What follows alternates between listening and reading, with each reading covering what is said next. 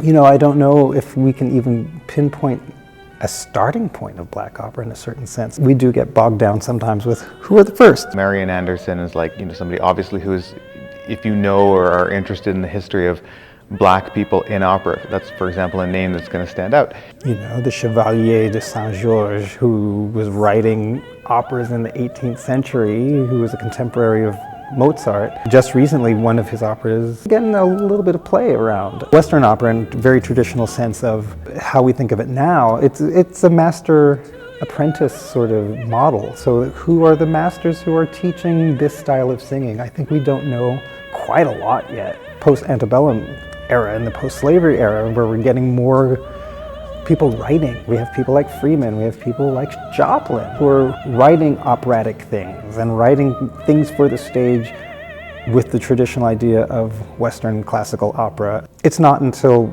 we get to the turn of the last century that we start getting more opera on stage with black singers. So I think that starts to sort of build this momentum.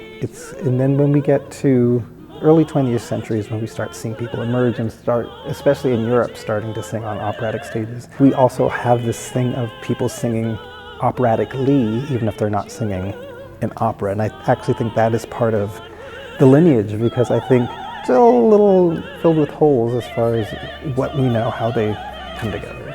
I think the more interesting history of black people in opera is actually a lot of the people whose names that I don't know. And what I mean by that is that there are all sorts of elements of how different groups of black people engage today and engage in the past with opera.